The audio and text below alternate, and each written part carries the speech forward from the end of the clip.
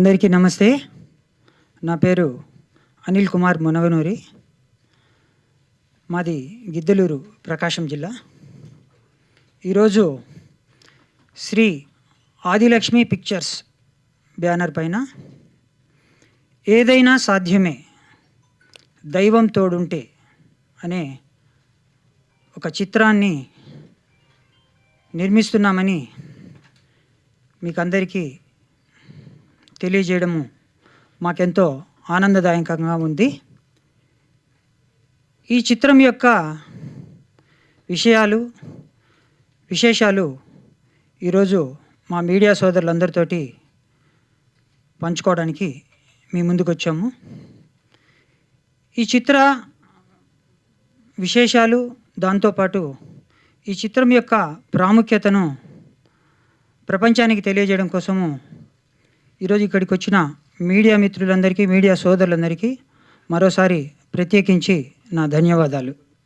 ఏదైనా సాధ్యమే దైవం తోడుంటే అనే ఈ టైటిల్ విన్నప్పుడు చాలామందిలో కలిగే ఒక భావన ఏమంటే, మానవ ప్రయత్నానికి దైవానుగ్రహం తోడైతే ఎనీథింగ్ కెన్ పాసిబుల్, ఏదైనా సాధించవచ్చు అని అనిపించవచ్చు. అయితే ఇక్కడ ఈ విషయాన్ని మీకు చెప్పబోయే ముందు నేను ఒక 2 విషయాలు మీతో ముఖ్యంగా చెప్పాలి. భారతదేశం యొక్క భవిత ఆ దేశం యొక్క యువత మీద ఆధారపడి ఉంటుంది. ఈరోజు యువత ఎలాంటి పరిస్థితుల్లో ఉన్నారనేది నేను ప్రత్యేకించి మీకు చెప్పాల్సిన అవసరం లేదు.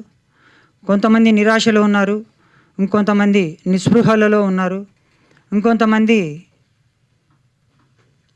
ఆత్మహత్యల వైపుకు ప్రయాణం చేస్తున్నారు. ఇట్లా వాళ్ళున్న డిప్రెషన్ స్థితిలో నుంచి చాలా దయనీయమైన స్థితిలో ఆత్మహత్యలు కూడా చేసుకుంటున్నారు.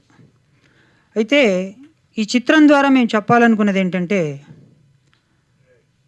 ఒక వ్యక్తికి జీవితంలో భగవంతుడితోటి బంధం ఉన్నట్లయితే ఎలాంటి అద్భుతాలు జరుగుతాయి, ఎలాంటి అసాధ్యాలు సుసాధ్యాలుగా మారుతాయి అనేది ఈ చిత్రం ద్వారా చెప్పదలుచుకున్నాం. ఇంకో ముఖ్యమైన విషయం ఏమంటే, ఈ చిత్ర నిర్మాణం మొత్తము శ్రీ అమ్మా భగవాన్ బోధించినటువంటి బోధనల ఆధారంగా ఈ చిత్ర నిర్మాణం జరుగుతుంది. నేను దాంట్లో కొన్ని ముఖ్యమైన విషయాలను ఈరోజు చెప్తాను. మనకు ప్రతి మనిషికి జీవితంలో కొన్ని విలువలు అవసరం. అది బోధనల రూపంలో అవనివ్వండి, ఎట్లాగైనా కొన్ని విలువలు అవసరం. దీంట్లో మొదటిది యు ఆర్ యునిక్, అంటే నువ్వు ప్రత్యేకమైన వాడివి. నేను దీన్ని ఒక చిన్న ఎగ్జాంపుల్తో వివరిస్తాను. ఫర్ సపోజ్ మనకు ఒక మున్సిపల్ కార్పొరేషన్ ఉందనుకోండి. ఈ మున్సిపల్ కార్పొరేషన్లో ఆ కార్పొరేషన్కు ఉన్నటువంటి మేయర్ అందరికంటే పెద్ద స్థానంలో ఉంటారు. దాని తర్వాత ఇంకొంతమంది తక్కువ కేడర్లో ఉంటారు.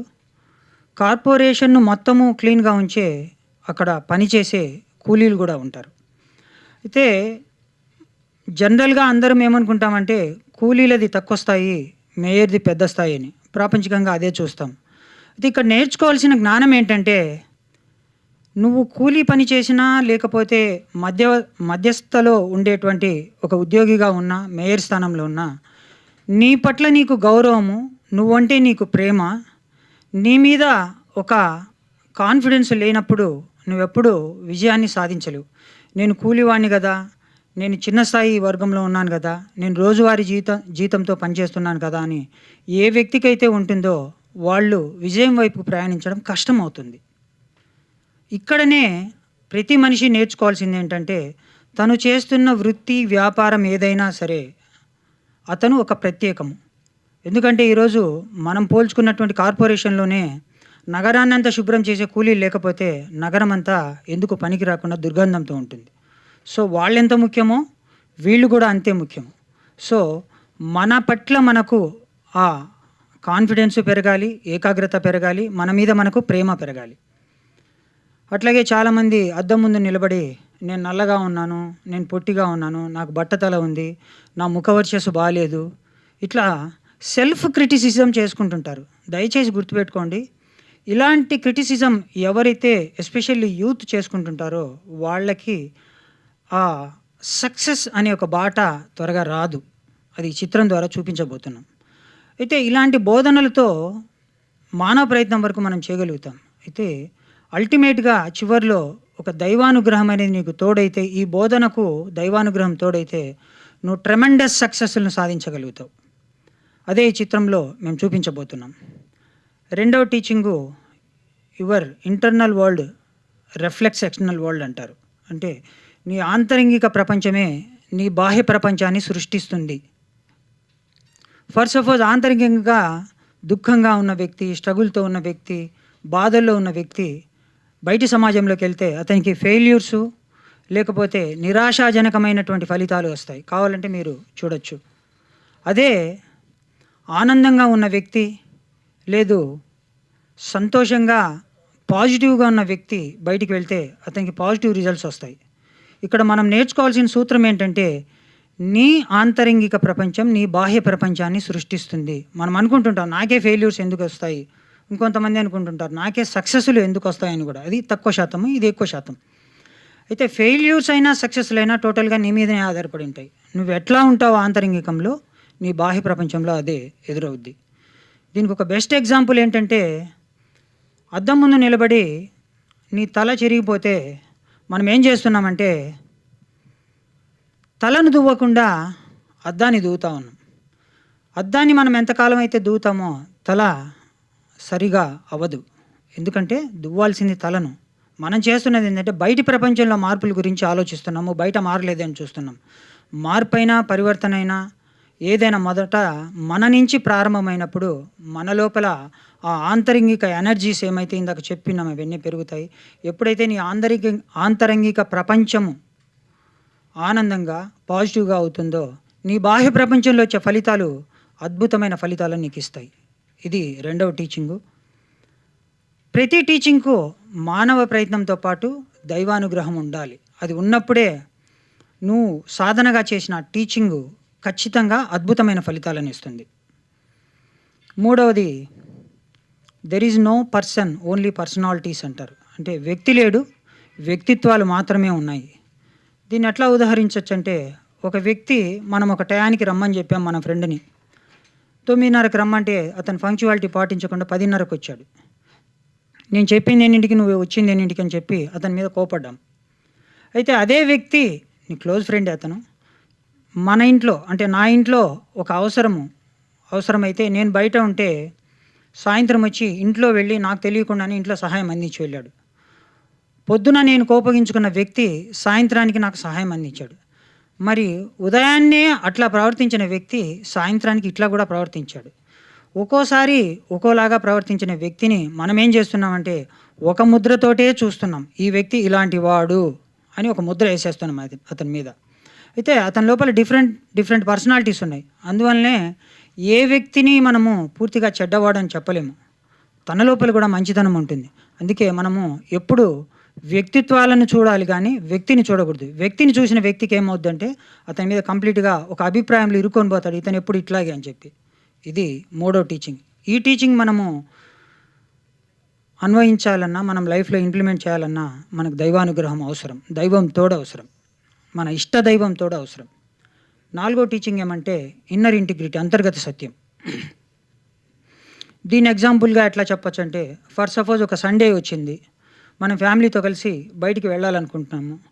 వెళ్ళే సమయంలో కరెక్ట్‌గా అంతా ప్రిపేర్ అయ్యి బయటికెళ్ళే సమయంలో మనకు ముఖ్యమైన బంధువులు మనకు ఎదురుపడి మన ఇంటికి వస్తున్నారు.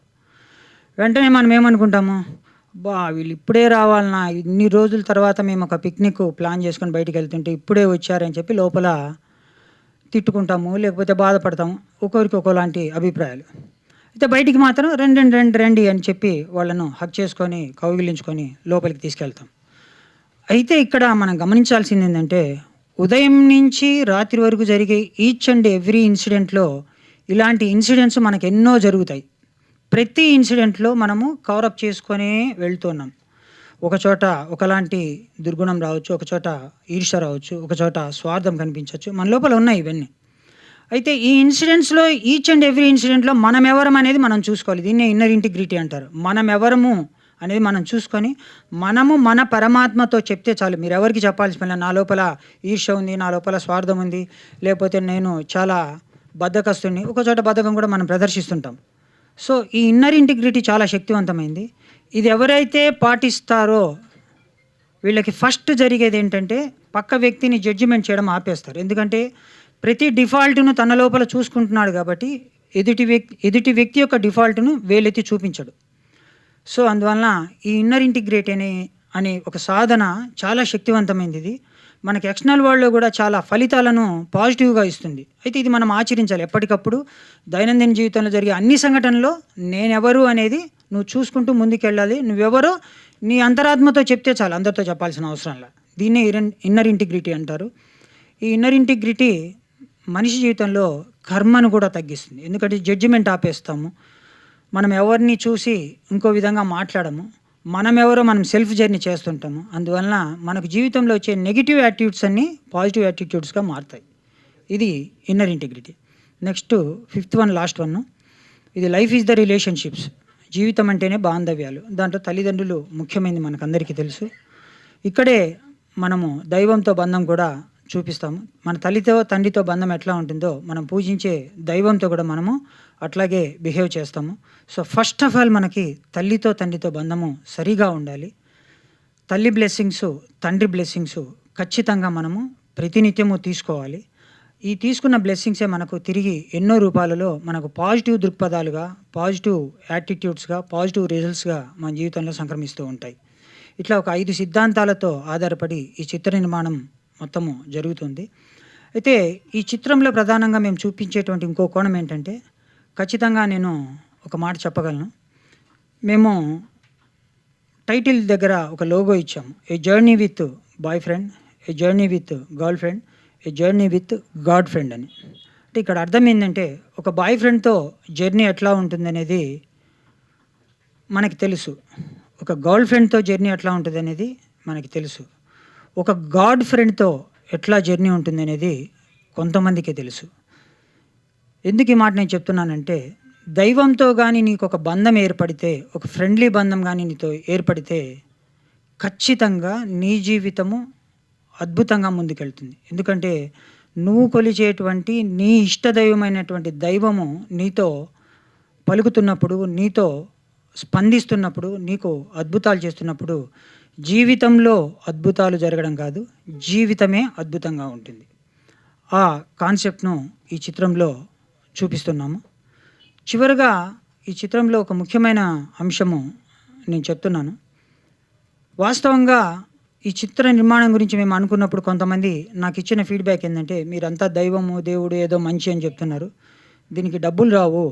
మీరు కాన్సెప్ట్ మార్చుకోండి అని చెప్పారు. అయితే నా లోపల ఉన్న ఉద్దేశ్యం ఏంటంటే, ఒక మంచిని గానీ, లేదంటే ఒక గొప్ప విషయాన్ని గానీ సమాజానికి ఎస్పెషల్లీ యువతకు ఇచ్చినప్పుడు కంపల్సరీగా మేము చేసే ఈ ప్రయత్నము 1% మందిని మార్చినా వారు మారడంతోటి ఆ కుటుంబాల్లో కలిగేటువంటి ఆనందము మాకు పుణ్యమై తిరిగి వస్తుంది.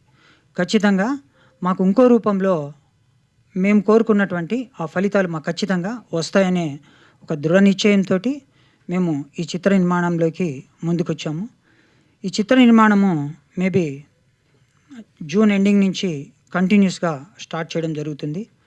అట్లాగే నటీనట వర్గము, మిగతా సాంకేతిక వర్గాన్ని కూడా వీలైనంత త్వరగా ఎంపిక చేసి మేము చిత్ర నిర్మాణంలో ముందుకెళ్తాము. చివరగా ఒక మాట నేను చెప్పాలనుకున్నాను. ఈరోజు కాలేజీలో ఉండే యూత్ గానీ, సాఫ్ట్‌వేర్ ఫీల్డ్‌లో ఉండే యూత్ గానీ చాలామంది ప్రేమ కోసం క్రేవింగ్ చేసుకొని దాన్ని హత్యలుగా, లేకపోతే ఒక యాసిడ్ పోయడము, లేకపోతే వాళ్ళని చంపడం దాకా చాలా దారుణమైన పరిస్థితులు ఇవాళ మనము గమనిస్తున్నాం. అయితే ఈ చిత్రం చూసిన తర్వాత మేము చెప్పదలుచుకున్నది ఏంటంటే, మీరు ఏ క్రేవింగ్‌తో అయితే ఒక గర్ల్ ఫ్రెండ్‌తో, ఒక బాయ్ ఫ్రెండ్‌తో ఫ్రెండ్‌షిప్ చేయాలనుకున్నారో, అదే క్రేవింగ్ అవసరమైతే అంతకంటే ఎక్కువ క్రేవింగ్ తోటి మీరు మీ గాడ్‌తో ప్రయాణం చేయాలని సంకల్పం తీసుకుంటారు. మీ ఇష్ట దైవం మీకు కనిపించాలని, మీ ఇష్ట దైవంతో బంధం రావాలని ఈ చిత్రం చూసిన వాళ్ళు తపస్సు చేస్తారు. ఇది నేను చెప్పగలను. సో, ఇలాంటి ఒక గొప్ప చిత్రం నిర్మించాలన్నది మా సత్సంకల్పము. ఈ సంకల్పాన్ని మొదటగా ఈరోజు మేము ప్రారంభించాము. ఈ ప్రారంభాన్ని ప్రపంచానికి, ప్రజల వద్దకు తీసుకెళ్ళేది మా మీడియా సోదరులే కాబట్టి మీ నుంచి వచ్చే సహకారం నుంచి మా చిత్ర నిర్మాణం మరింత ముందుకు వెళ్తుంది. అట్లాగే ప్రపంచవ్యాప్తంగా ఉన్న అమ్మా భగవాన్ డివోటీస్ అందరూ కూడా ఇది చూస్తారు. అయితే ఈ చిత్రంలో మేము మొత్తము మామూలు సాంఘిక విలువలతో ఉండే చిత్రంగానే చూపిస్తాము. ఎట్ ది సేమ్ టైం దైవంతో కనెక్షన్, దైవంతో బంధం ఉంటే ఈ టీచింగ్స్ని ఇంప్లిమెంట్ చేసి ఈ చిత్రం ద్వారా చూపించడం జరుగుతుంది. Thank you. నమస్తే. అందరికీ నమస్తే అండి. ఇప్పుడు ఏవైతే అన్న టీచింగ్స్ చెప్తున్నారో అవన్నీ నా లైఫ్లో నేను ఇంప్లిమెంట్ చేసుకొని నా పిల్లలతో కూడా అదే టీచింగ్స్ ఫాలో అవుతూ జనరల్గా వాళ్ళు కూడా అవే టీచింగ్స్ వింటున్నారు. అంటే ఇప్పుడు అంతరంగ ప్రపంచాన్ని చూసుకుంటే బయట ప్రపంచం అట్లనే ఉంటుంది అని అన్న ఏ టీచింగ్ అయితే చెప్తున్నారో అదే నా పిల్లల విషయంలో నేను బయట అనేది చెయ్యలేదు. అన్న ఒక స్టెప్ ఫార్వర్డ్ చేసి ఇది పిల్లలు యూత్ అందరికీ అందించాలని చెప్పి ఇది మంచి థాట్. అయితే నేను నా పిల్లల విషయంలో నేను ఇది ఇంప్లిమెంట్ చేస్తున్నానండి. అలానే రన్ అవుతుంది ఇప్పుడు. అది మాత్రం కాన్ఫిడెంట్గా నేను చెప్పగలుగుతాను. నా ఏజ్ కూడా నేను ఇక్కడ ధర్మాల్లో స్టార్ట్ అయ్యేటప్పుడు 13 ఇయర్స్ ఏజ్ నుంచి నేను అమ్మా భగవాన్ టీచింగ్స్ వింటున్నాను. స్టిల్ నౌ ఇప్పటి వరకు అన్న ఏవైతే టీచింగ్స్ చెప్పినారో అవి 100కి 200% కరెక్ట్ అండి. అదే జరుగుతుంది నా లైఫ్లో కూడా. ఇట్లాంటి యూత్ చాలామంది ఉన్నారు.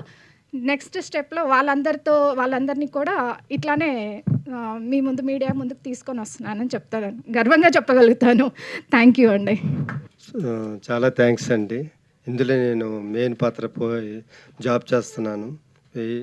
మన అనిల్ కుమార్ గారు నా మీద బాధ్యత అప్పచెప్పారు. నేను చాలా కృషితో కష్టపడి చేస్తున్నాను. మీ అందరికీ వెరీ వెరీ థ్యాంక్స్. మీలో నేను ఒక్కనే. నేను ఒకప్పుడు కూడా మీడియాలో జాబ్ చేశాను. మేమందరం రాధా గారు అందరం కలిసి మేము పనిచేసాము. మీరందరూ మాకు సహాయం చేయండి. Thank you very much.